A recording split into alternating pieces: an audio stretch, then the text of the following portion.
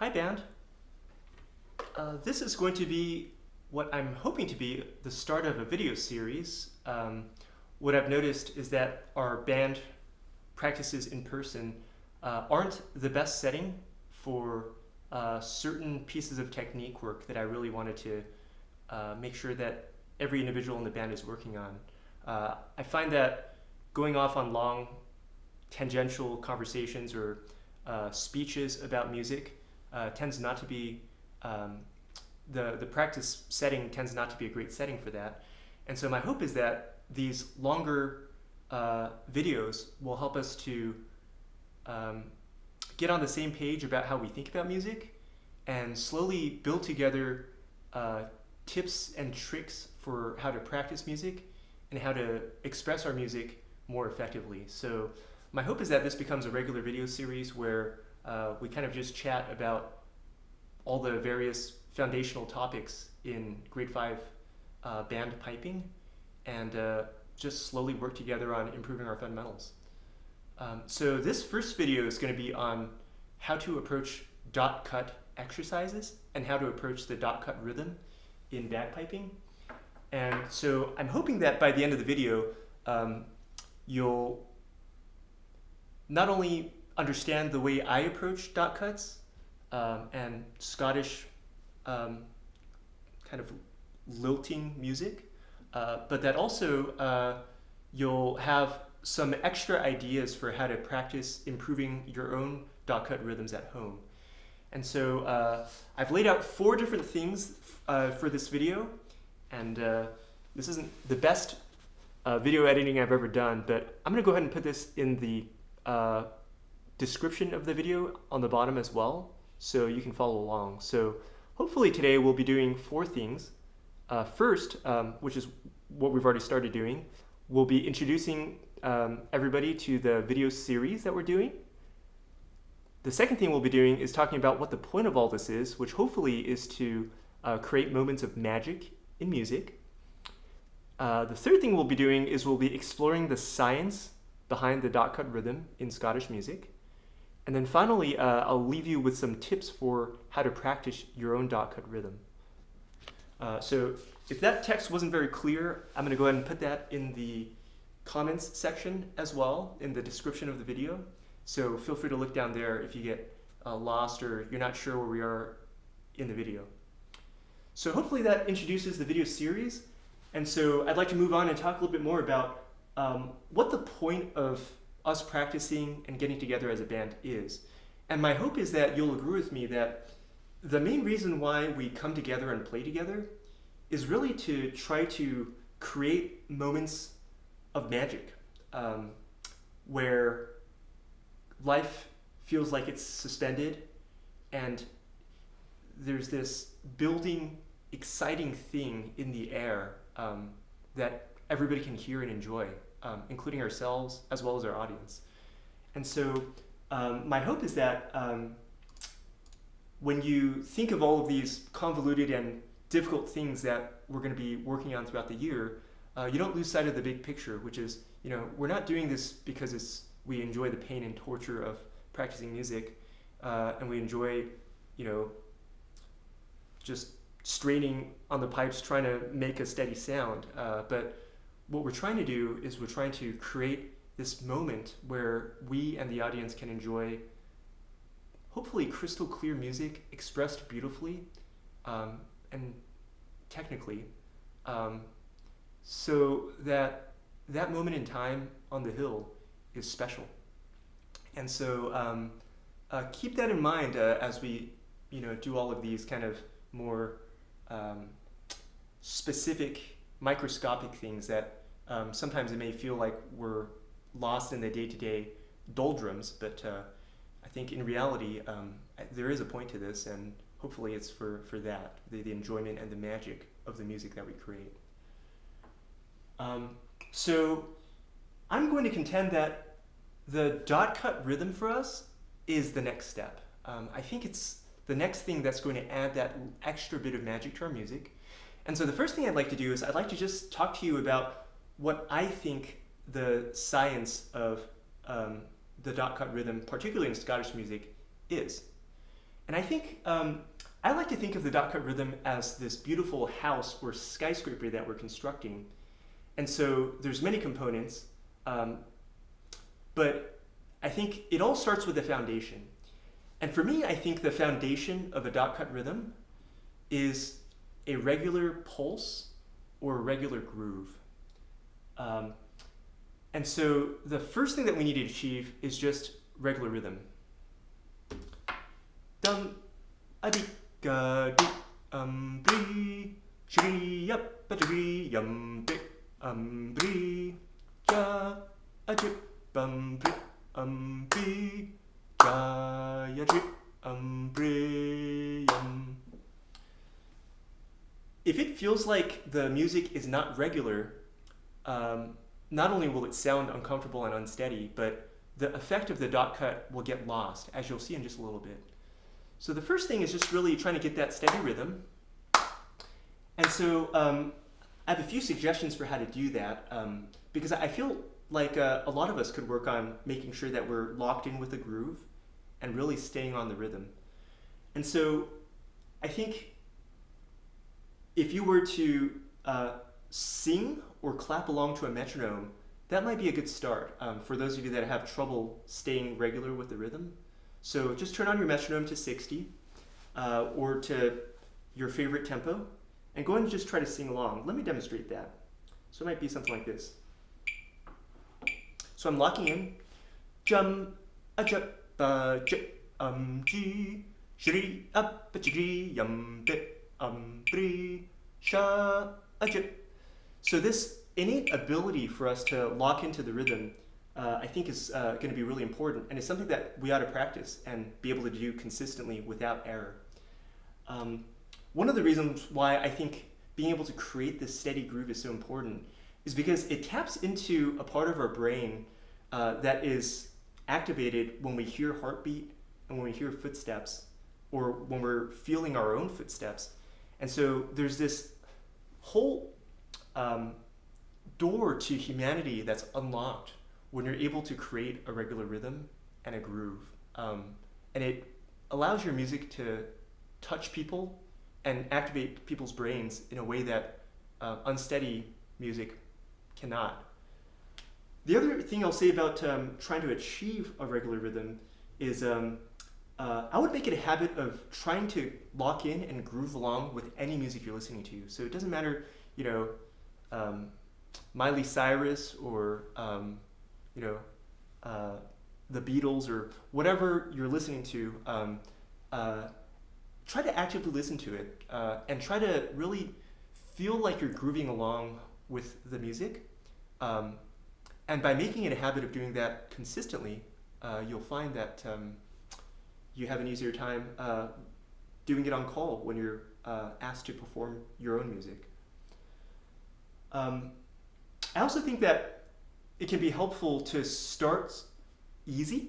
And so if you're having trouble locking in, start with something really, really simple and go from there. So for example, if I were to do something really easy just to practice locking in with the groove.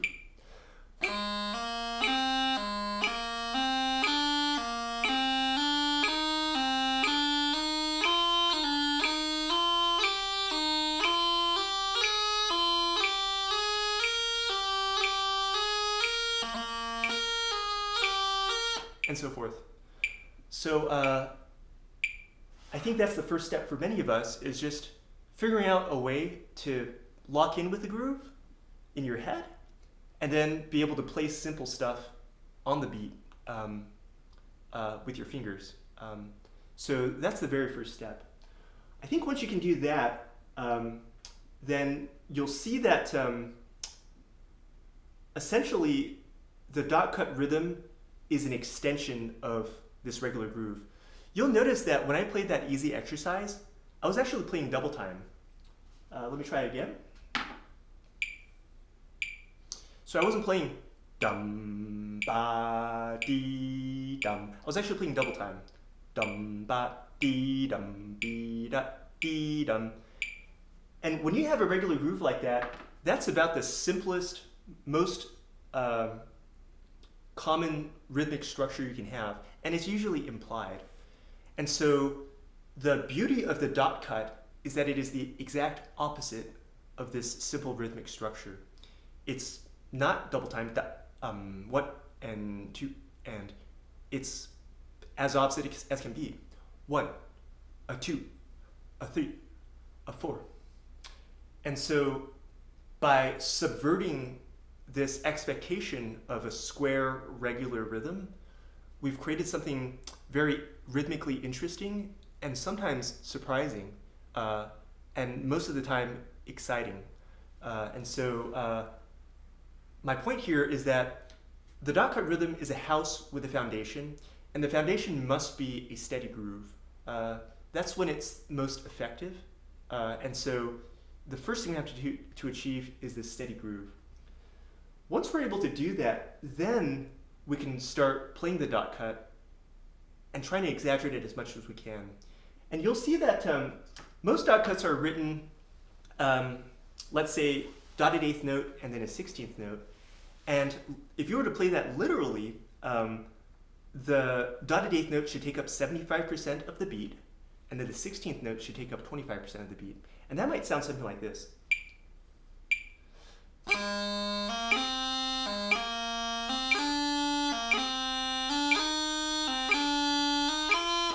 One, and a 2, a 3, a 4, a 5, and so forth. 1, and 2, 1, and a 2, and a 3, and a 4, and a 1, and a 2, and a 4. This type of a kind of quadruple time rhythm, 1 and is the literal playing of what's written on the page. But in reality, I think as you become more of an advanced piper and more of an effective piper and more of an exciting piper, you'll want to actually exaggerate that so that it's almost like a double dot, double cut. So it's taking up, let's say, roughly 87.5% on the dotted note and only 12.5% on the cut note.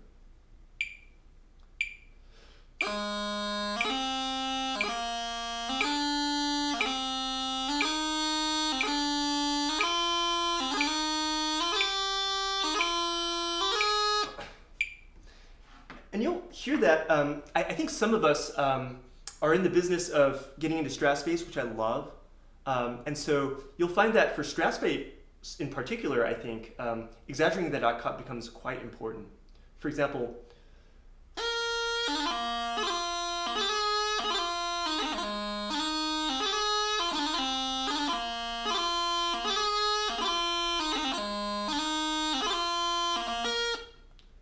so there, I was really trying to exaggerate my dot cuts as much as possible. Contrast it to this, which sounds much, I think, squarer and less exciting.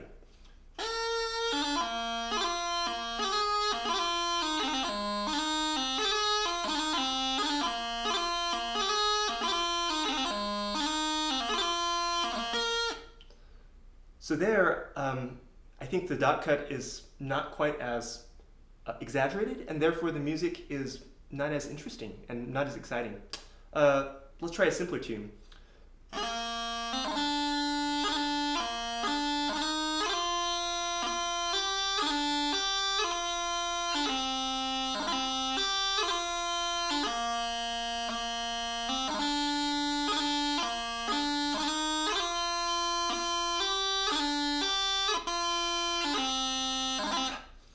So that might be how I would play it, but if you were to non-exaggerate the dot cut and play it literally, I think it would sound quite square and not very exciting.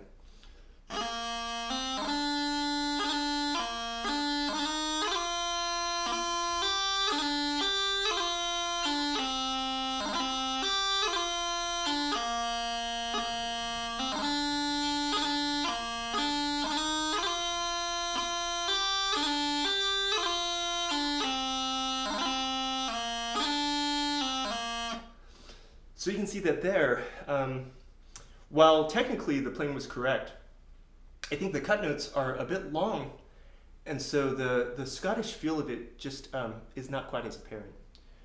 So I think it's really important to exaggerate the dot cut as much as you can, and we're going to work throughout the year on figuring out how to do that reliably and consistently. So that brings me to my last point, and my last point is just I wanted to give you some tips for how to practice. And so I have several suggestions.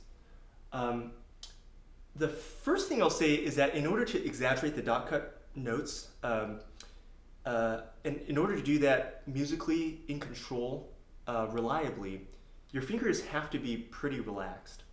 And so your fingers will need to move quickly because the cut notes are really fast now. But you can't strain to do that. You have to still stay very relaxed and light on the chanter, almost like your fingers are dancing on the chanter.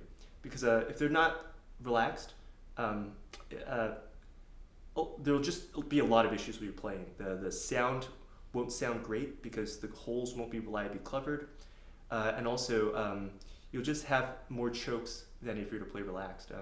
If you see any good musician play, it almost always looks like they're playing effortlessly and completely relaxed, no matter how technically demanding the music is. So that's a goal that I have for all of us. In order to do relaxed and fast fingers, I think it can be helpful to play short snippets. So for example, if I'm having trouble just starting, I might break down just half a measure.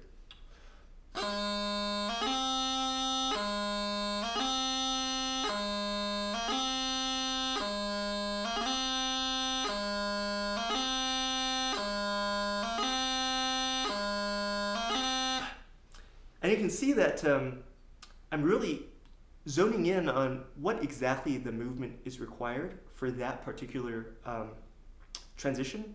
And you'll see that the going from pinky up to ring finger up is quite quick. So really mastering that can be quite challenging. So if you're having problems with that, I would just work on that alone. If you are going to practice in short snippets, here are some suggestions. I think your eyes should be on your fingers. So as I play it,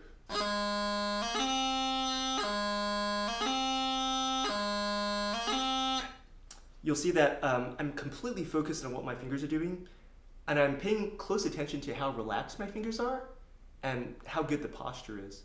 Because you'll want to make sure that your fingers are light, relaxed, in good posture.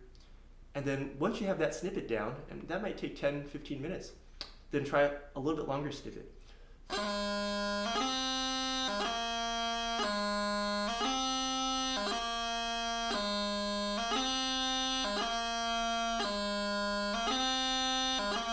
So again, you can see that my eyes are on my chanter, on my fingers, and I'm really focused on exactly what my fingers are doing and making sure that they're in good posture, accurate, relaxed, and light, and achieving the brisk cut notes that I'm trying to achieve. We can start in the middle, for example. I just messed up there, so I'm going to fix that.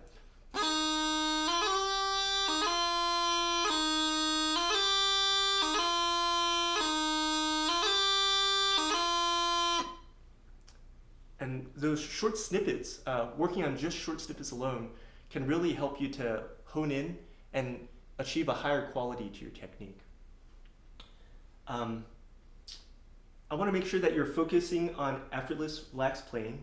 If you're straining to make it work, it'll be really difficult to master this technique. And so really, really focus on effortless, light, relaxed playing. And then the last thing I'll say is when you're practicing, make sure that some of your practice is spent focusing on control. And so I think it may be helpful to play under tempo if you're able to. And so, for example, I think at tempo I was playing at 60. So let me go down to 50 and just make sure I can do it.